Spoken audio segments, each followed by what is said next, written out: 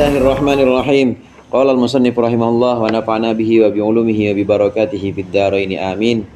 Wa amma al-Imam Abu Hanifah rahimahullahu taala, adapun bermula Imam Abu Hanifah rahimahullahu taala, falaqad kana aidun abidan, maka benar-benar sungguh ada juga beliau itu abidan, ahli ibadah, zahidan, zuhud, arifan, ma'rifat, mengenal billahi ta'ala, mengenal Allah ta'ala, khaifan minhu, takut kepada Allah, muridan wajhallahi ta'ala bilmih, hanya menghendaki ridha Allah saja, bilmihi, dengan ilmunya.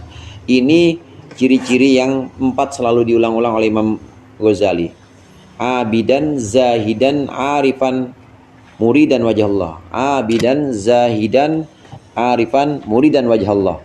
Ciri yang kelima, ya biasa itu namanya ulama, ciri yang kelima itu pasti aliman bi umuril bi masolihil ammah. Yang namanya orang alim ya harus tahu urusan-urusan orang umum di dunia, ya gimana bagusnya, gimana masjid ini kiblatnya, itu udah biasa, itu ukuran-ukuran syariat. Nah, tapi yang jelas ulama akhirat ini abidan, zahidan, arifan, muridan wajhallah.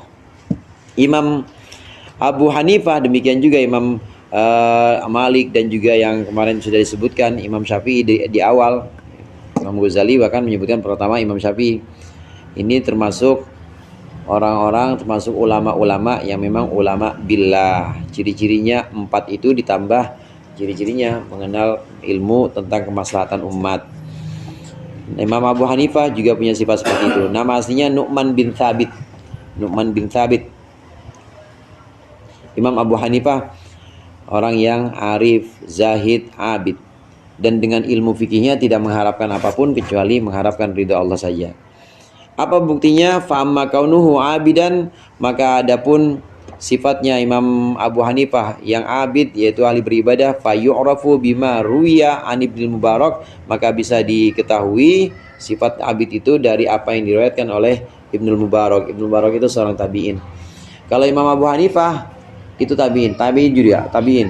Imam Abu Hanifah itu masih ketemu sahabat, terutama paling sering ketemu Anas bin Malik, karena Anas bin Malik memang sahabat yang Allah beri umur panjang sampai 150 tahun umurnya. Anaknya, satu riwayat Anas bin Malik itu anaknya 80 anaknya 80 Anas bin Malik, usianya panjang dan juga ketemu banyak. Nah, Imam Abu Hanifah termasuk ketemu Imam Anas, sahabat Anas bin Malik. Jadi tabi'in, generasi yang bertemu dengan sahabat itu namanya tabi'in. Imam Abu Hanifah tabi'in. Apa bukti dari abidnya Imam Abu Hanifah ini? Sebagaimana diriwayatkan oleh Ibnu Mubarak, annahu qala, kana Abu Hanifah, bahwasanya Ibnu Mubarak berkata bahwa kana Abu Hanifah rahimahullahu lahu muru'atun wa kathratu salatin. Sungguh Imam Abu Hanifah itu baginya ada sifat muru'ah. Muru'ah itu kekuatan jiwa yang, ya, kuwatun nafs, kekuatan jiwa yang membuat orang itu memuji dia. Jadi muru'ah. Orang yang gak punya muru'ah itu biasanya sering dicela sama orang. Nah, kalau orang punya muru'ah nih enggak dipuji, jadi banyak sanjungan. Muru'ah, tapi bukan dicari-cari juga, tapi benar-benar menjaga muru'ahnya atau menjaga kewibawaannya. Kalau kira-kira udah ngajar di pondok gitu ya, panggil ustadz lagi, pakai kaos kutang, terus pakai celana pendek, main layangan, kira-kira pantas apa enggak? Nah, itu enggak punya muru'ah namanya tuh gitu. Nah, Imam Abu Hanifah lahu muru'ah wa kathratus sholatin. Imam Abu Hanifah yang sangat menjaga muru'ahnya dan juga banyak sholatnya. Ini abid. Warawa Hamad bin Ismail, dan telah meriwayatkan Hamad bin Sulaiman, innahu kana yuhil laila, bahwa sungguhnya Imam Abu Hanifah itu menghidupkan malam, kullahu, seluruhnya. Wa ruya annahu kana yuhyi nisfal lail, dan diriwayatkan bahwa sungguhnya Imam Abu Hanifah itu menghidupkan malam separuh saja. Famarra yauman, lalu lewat Abu Hanifah pada suatu hari, fitoriqin, pada satu jalan, fasyara ilaihi insanun, maka kemudian ada seorang mengisyaratkan kepadanya, wa huwa yamshi, dan Imam Abu Hanifah sedang berjalan, faqala, maka berkata, insan li akhar, kepada yang lain. Ada satu orang bilang, hadza huwallazi yuhyil laila kullah. Ini orang yang kalau malam melek terus nih. Falam yazal, maka tidak berubah. Siapa Imam Abu Hanifah ba'da dzalika, setelah itu, peristiwa itu, Imam Abu Hanifah yuhyil laila, menghidupkan malam, kullahu, seluruh malamnya. Wa qala, dan berkata Imam Abu Hanifah, ana astahyi minallahi subhanahu, saya malu kepada Allah, an usofa, bahwa saya telah disifati oleh orang bima laisa fiyya, dengan sesuatu yang tidak ada pada diriku, min ibadatihi, dari ibadah kepada Allah. Imam Abu Hanifah banyak cerita bahwa beliau ini orang yang menghidupkan malam, seluruh malam. Karena generasi-generasi para sahabat itu ada yang menghidupkan malam seluruh malam, artinya melek terus sampai pagi. Ada. Generasi tabi'in itu sebagian ada juga yang sampai pagi. Sampai pagi itu begadangnya, ibadah terus, sholat terus, ya sholat, baca Al-Quran, nggak tidur. Jadi wudhunya Isya dipakai buat wudhunya subuh. Itu generasi tabi'in ada, generasi sahabat juga ada. Imam Abu Hanifah ini termasuk yang menghidupkan malam semuanya.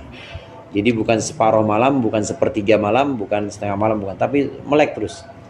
Cuma konon kabarnya, menurut riwayat ini, asalnya Imam Abu Hanifah cuma nisful lail, cuma separuh malam aja. Tapi pernah satu waktu lagi jalan, ada orang bisik-bisik belakang ini, Imam Abu Hanifah nih, ini kalau malam beliau ini melek terus, nggak pernah tidur seluruh malam. Kedengeran begitu sama Imam Abu Hanifah.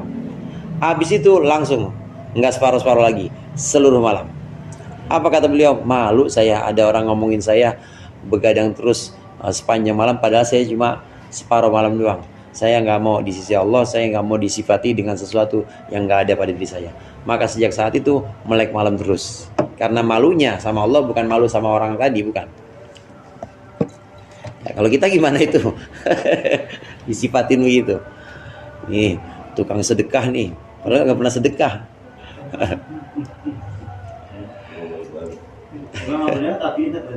Tabiin. Imam Abu Hanifah tabiin.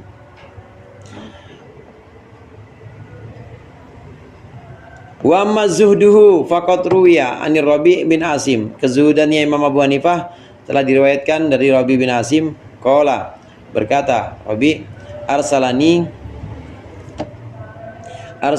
Yazid bin Amr bin Hubairah, telah mengutus kepadaku Yazid bin Amr bin Hubairah. Ini Yazid bin Amr bin Hubairah ini adalah pegawai dari gubernur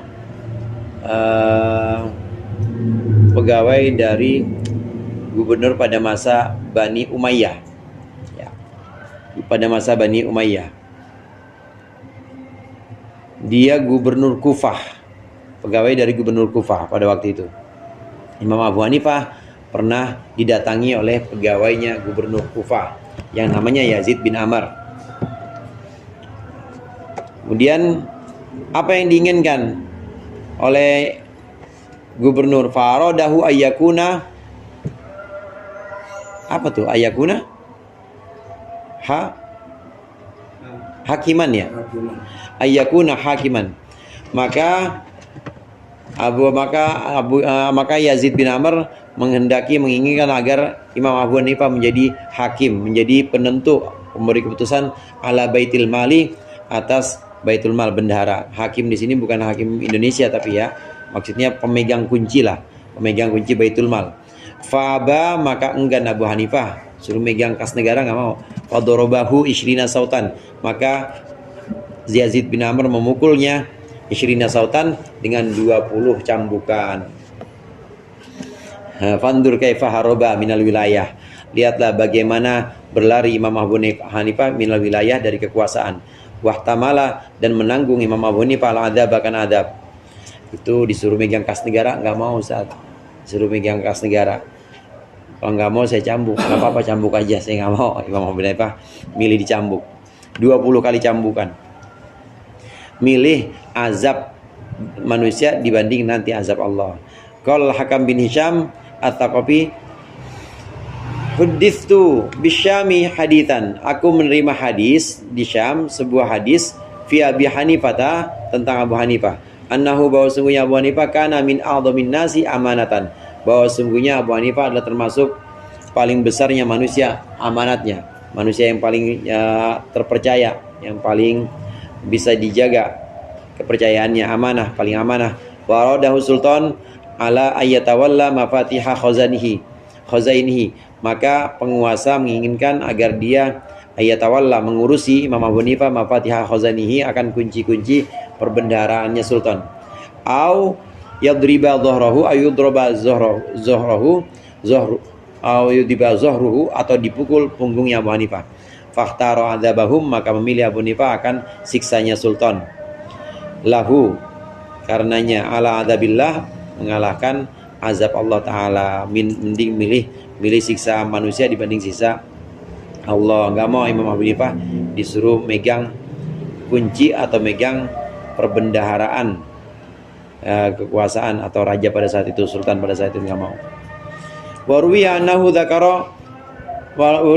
dzikra Abu Hanifah inda Ibnul Mubarak, disebutkan Imam Abu Hanifah pada sisi Ibnu Mubarak. Faqala, maka berkata Ibnu Mubarak, atadkuruna rajulan uridat alaihi dunya bihadzafiriha fafarra minha, apakah kalian menceritakan atau menyebutkan seorang laki-laki yang sudah diuridat, yang sudah ditawarkan kepadanya dunia, bihadzafiriha, dengan keseluruhannya dunia, biajma'iha, fafarra minha, maka lari darinya. Imam Ibnu Mubarak pernah sebut, gimana Abu Hanifah? Oh, kalian tanya orang yang udah ditawarin dunia semua tapi malah lari, yaitu Abu Hanifah, kata Ibnu Mubarak begitu. Waruwiyan Muhammad bin Syuja' an ba'di ashabihi innahu qila li Abi Hanifah, dikatakan kepada Imam Abu Hanifah, qad amara laka Amirul Mukminin Abu Ja'far Al-Mansur, telah memerintahkan untukmu Amirul Mukminin yaitu Abu Ja'far Mansur bi asyrati alafi dirhamin, dengan 10.000 dirham. Qala fama radiya Abu Hanifah, maka berkata Ibnu Mubarak, bukan tadi yang cerita siapa terakhir, Muhammad bin Syuja', berkata Muhammad bin Syuja', Abu Hanifah fama radiya Abu Hanifah, maka tidak ridho atau tidak mau Abu Hanifah. Faqala berkata Ibnu Syuja', Muhammad bin Syuja', falamma kana al-yawmal ladzi tawaqqa'a ayyuta bil mal, maka pada suatu hari alladzi tawaqqa'a, yang terjadi apa, ayyuta bil mal, yaitu didatangkannya harta, fihi, di dalamnya, shalat subha, maka salatlah Abu Hanifah akan salat subuh, tsumma taghasya bi thawbih, kemudian dia berselimut dengan bajunya. Falam yatakallam, maka tidak berbicara Abu Hanifah. Faja'a Rasulul Hasan bin Qahtabah, ini juga pemerintah juga, ini orang-orang pemerintah juga datang, namanya Hasan bin Qahtabah, bil mali, dengan harta, fadakhala alaihi, maka kemudian masuk kepada Abu Hanifah.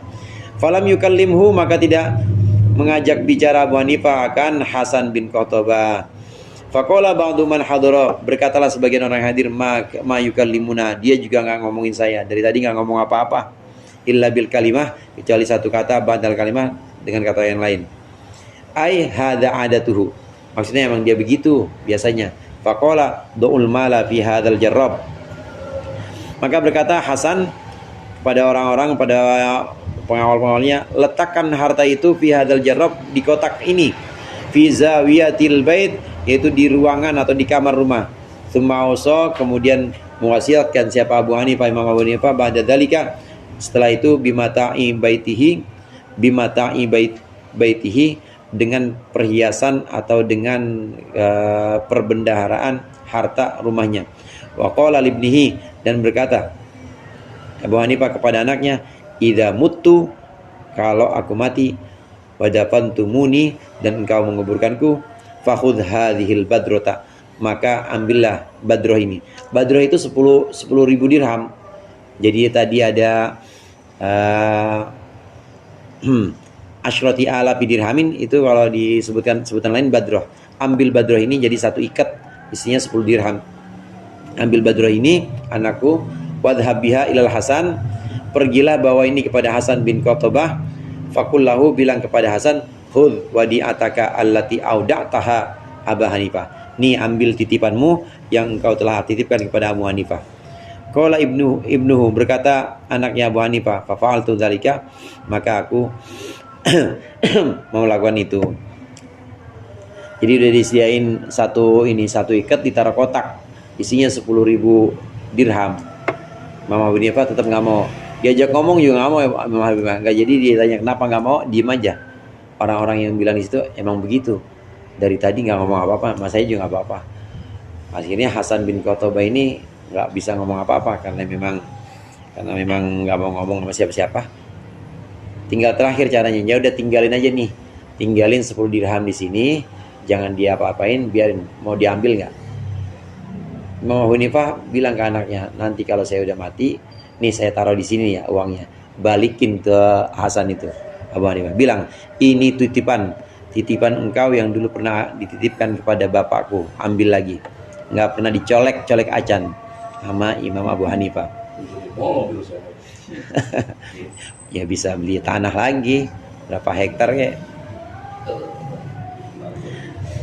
Audantuha faqala al-Hasan rahmatullah, dijawab oleh Hasan bin Qutbah, rahmatullah ala abika, semoga rahmat Allah atas bapamu yaitu Abu Hanifah.